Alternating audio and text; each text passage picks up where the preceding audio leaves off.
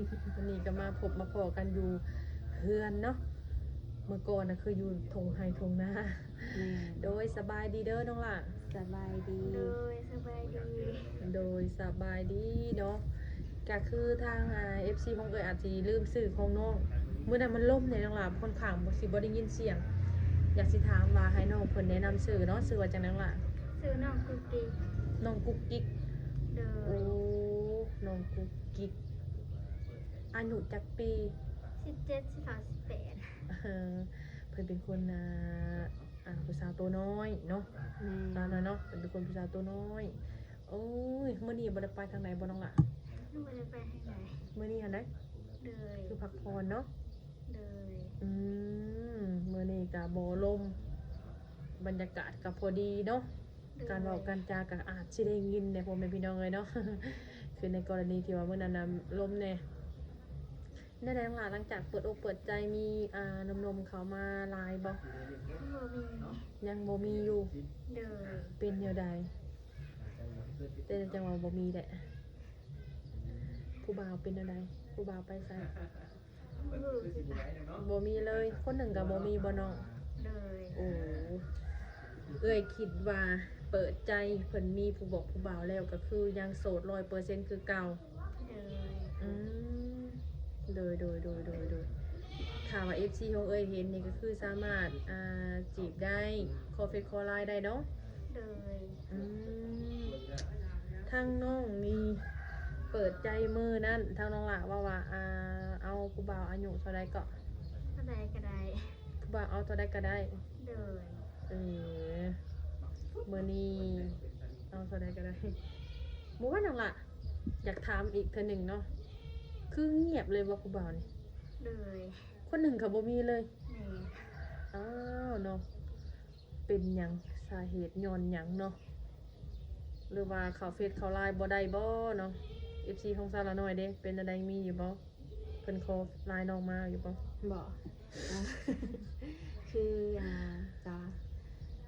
ก็คือ FC เอ้ยนี่ก็คือบ่มีไผขอเนาะน้องหลานเนาะหนึ่งมานี่เพิ่นว่าเขาเพิ่นคลิปแล้วบ่ฮู้ว่าน้องนี่เว้าหยังเพิ่นว่า แม่น บ่ได้ยินเสียงนะได้ยินแต่เสียงลมเนาะ กับเสียงทีมงาน แม่ เนาะ บ่ฮู้ว่าจุดประสงค์ของน้องนี่สื่อถึงหยังเนาะ แม่น อายุนิสัยผู้บ่าวอีหยังหน้าตาอีหยังแบบนี้นะเพิ่นคือเพิ่นบ่ได้ยิน แม่น คือในมื้อนี้ที่ว่าค่ะทางเอื้อยก็อยากให้น้องนี่เว้ามีเสียงหลังหน่อยเนาะ แม่นแม่นแม่น แล้วก็อยากให้บอกว่ามักผู้บ่าวแบบใดนะนิสัยใจคอเพิ่นหน้าตารูปร่างเพิ่นแบบใดที่ว่าน้องมักค่ะนะ ว่าสิคุยได้แบบนี้หันนะ อืมลองว่าเบิ่งดูมักผู้บ่าวแบบใด ว่าแบบใดก็ได้ เอ้า แบบใดก็ได้บ่ แบบได้ก็ได้บ่ คือน้องเนี่ยบ่ได้จำกัด โดย บ่ว่าสิเป็นคนตัวสูง หรือว่าเป็นคนตัวต่ำคนอ้วน คนจอยได้เบิด โดย หน้าตาเพิ่นเด้เนาะ แบบใดก็ได้ หน้าตาก็บ่ได้จำกัดอีก โดย น้องก็แบบมีสเปคอยู่บ่ซะ บ่มี บ่มีบ่ โดย แสดงว่าคนที่สิเข้ามาหานี่แบบใดก็ได้เนาะ ได้เบิดนะ โอ้ สิเป็นหนุ่มป่วยติดเตียงก็ได้นะเบิ่งชม เอา แล้ว แบบนั้น แล้วมีแต่แบบว่าได้เบิ่งทั้งหมดทุกอย่าง แบบนั้นเอาบ่ คนเฮาในการที่ออกมาเปิดใจเนาะหรือว่าสิใช้ชีวิตโดยรวมกับคนเฮาต้องมีจำกัดในการที่แบบว่าต้องเอาคนที่แบบว่าดีน้องล่ะเฮาต้องแยกมาว่าดี หรือว่าเพิ่นหับเฮาได้เพิ่นหับเฮาได้เฮาหับเพิ่นได้แบบนี้เนาะอันนี้แบบว่าได้ก็ได้ได้ก็ได้เพิ่นผู้เพิ่นฟังเพิ่นก็บ่เข้าใจกันว่าอีหยังได้ก็ได้สิเป็นจังได๋ก็ได้เฮ็ดได้ก็ได้ตาบอดก็ได้หูหนวกก็ได้นั่นนี่บ่ซะมันก็ต้องมีจุดของที่เจ้าเอ้ยคิดว่าเจ้ามีคือการจุดประสงค์เจ้าที่ว่าอยากได้ผู้บ่าว ว่าสเปคของเจ้าต้องมีเอ้ยว่าถ้าว่าตุ้ยดำผมยาวตกบ่ามาเจ้าสิโอเคบ่ถ้าไปขาพันคนมาเจ้าสิโอเคบ่สมมุติว่าให้เอ้ยอยากถามนะความหมายนะความหมายมันต้องมีคิดว่าผู้บางคน FC เพิ่นเบิ่งเอ้านางอันนี้คือแปลกแท้อีหยังก็ได้หมดว่าซั่นบ่มีบ่ได้เฮ็ดหยังก็ได้หมดว่าซั่น บ่มีหยังก็อย่าได้หมด คือเอ้ยบ่อยไว้เปรียบเทียบกับบ่ได้ว่านั่นดอกเนาะเปรียบเทียบ โดย ดูว่านั่นได้ซะ ในใจน้องนี่มักผู้บ่าวอยู่เลยซะลองเว้ามาเบิ่งดู อืม คนที่สูงๆนี่นะ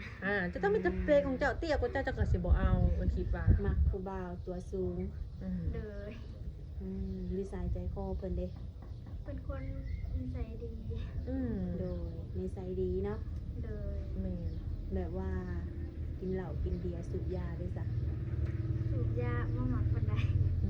นั่นแหละคงจะต้องมีแบบนี้เว้านะเพราะว่าจะต้องหมวกตัวเจ้าต้องเว้ามาโลดเจ้าบ่จังว่าแบบได้ก็ได้บ่ได้ก็ได้ผู้ฟังเขาก็สิบ่เข้าใจคือกันแบบได้ก็ได้แบบนี้หันนะน้องละ โดย ที่เอ้ยบอกไปนะ คือผู้บ่าวสูบยานี่บ่มักเนาะ เลย ถ้าเป็นไปได้ก็คือบ่อยากร่วมหรือว่า ในอนาคตก็คือเฮาบ่สามารถเอามาเฮ็ดดูเฮ็ดผัวอะไรเนาะถ้าว่าเพิ่นบ่เลิกเนาะ เลย อืม แต่เพิ่นบ่เลิกยาเขาก็เลิกกับเพิ่น คือน้องนี่เป็นผู้สาวขึ้นใหม่เนาะคือยังบ่เคยสร้างครอบครัว แม่น อืมเคยมีแฟนอยู่บ่ เคยอยู่ แฟนนี่เคยมีเนาะ เลย จึงขันไปว่าไปมาหาสู่กันมาเนาะ บ่ล่มกันซื่อ มีแต่ว่าล่มกันทางโทรศัพท์ ๆเลย น้องนี่อายุ17บ่ 17สิเขา18แล้ว 17สิเข้า18แล้วเนาะ เลย ผู้บ่าวคนที่สิเข้ามาเพิ่นอายุหลายแน่นอนเนาะเพิ่นก็ต้องเคยมีลูกมีเมียมาก่อนแบบนี้เด้ซะน้องสิอบรมนํเพิ่นได้อยู่บ่ ได้ อบรมได้อยู่เนาะ เลย บอกว่าเพิ่นสิมีลูก1ลูก2ลูก3ก็คือได้บ่ เลย น้องก็บ่ได้ติอีหยังเพิ่น แม่น ถ้าเกิดว่าน้องนี่มีลูกมีผัวเนาะไปอยู่เฮือนสามีได้บ่ ได้ ได้อยู่เนาะ เลย ไปเลี้ยงแม่ย่าได้บ่ ได้อยู่ อืม FC ของซาลาน้อยแล้วก็ซาเมยบ่ต้องห่วงเนาะถามมาโอ้ลมกับน้องเพิ่นรับได้หมดทุกอย่างเนาะบ่ว่าสิเลี้ยงหญ้าเลี้ยงผัว โดย เนาะนิสัยใจคอไปได้ก็รับได้หมดเนาะเนาะ เลย เด้ คือแบบว่า แล้วสิบ่มีอีหยังเดี๋ยวสิรับบ่ได้ น้องไปเฮ็ดกับข้าวกับน้ำเป็นบ่ เป็น เป็นทุกอย่างบ่เนาะ แม่น ทอดไข่เบิ่งตรงนี้ ก็ถือว่าเรื่องกับข้าวกับน้ำนี่ก็ถือว่าน้องนี่เฮ็ดได้เนาะ แม่น เวียกเฮือนแบบว่ากวาดบ้านถูบ้านแบบนี้เด้ ได้ ได้อยู่ปะ เคยเฮ็ดอยู่เนาะ อืมในอนาคตก็ถือว่าไปอยู่น้ำสามีนี่บ่มีปัญหาหยังเรื่องกับข้าวกับน้ำหรือว่าเฮาออกเงินออกซ่านนี่เฮาไล่อยู่แล้วเนาะ เลย น้องเปิดใจในรอบนี้น้องๆล่ะในความพร้อมที่ว่าสิสร้างครอบครัวนี่มีจักเปอร์เซ็นต์ 70% 70%เนาะ อีก30ข่อยลมกันตำลังเนาะ เลย โดยว่าง่ายๆก็คือ เปิดใจหาคนดูคนลมก่อน เลย ถ้าเกิดว่าร่วมกันเขามุกเข้าใจกันแล้วคอยพัฒนาเป็นสู่เป็นแฟน หรือว่าเป็นสามีเนาะ เลย อืมคนที่สีเขามาร่วมน้ำน้องนี่แบบ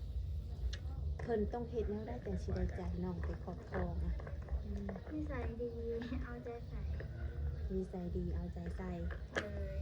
ก็ถือว่าได้ใจน้องไปครอบครอง แม่ อืม อย่างเช่นเอาใจใส่ต้องใส่แบบใดแนวล่ะต้องเฮ็ดแบบใดแนว นิสัยดีหา ดีแล้วก็ต้องให้เพิ่นใส่ใจในต้องใส่ใจเรื่องใดแน่ อืม ไปใส่มาใส่ก็บอกหา อ๋อไปใส่มาใส่ก็ให้บอกกัน เลย อ๋อทั้งน้องก็มักคนหึงหวงอยู่บ่ซะ มาอยู่แต่บ่ปานใด มักอยู่แต่ว่าก็บ่ปานใดเนาะหึงหวงหลายก็บ่เอาเนาะคนเราต้องมีการไปกันมา ในการที่อยู่กันได้มันก็ต้องเข้าใจกันอย่างที่หนึ่งเนาะ เลย ต้องเข้าใจกันเจ้าเข้าใจข่อยเข้าใจเจ้าเด็บสิซะเนาะ เลย อืม คือตั้งน้องเปิดใจรอบที่แล้วนี่ก็ถือว่าบ่มีไผทักเข้ามาโอ้ลมเลยแม่นบ่ แม่ อืมแบบปัจจุบันนี้นี่ผู้บ่าวแถวบ้านหรือว่าเขตแถวสวรรค์แบบนี้นะทักเข้ามาจีบน้องอยู่บ่ มีอยู่ มีอยู่เนาะ เล รุ่นใดน้องล่ะ รุ่นเดียวกัน รุ่นเดียวกันอ่ะแบบคือทางน้องนี่บ่หวั่นไหว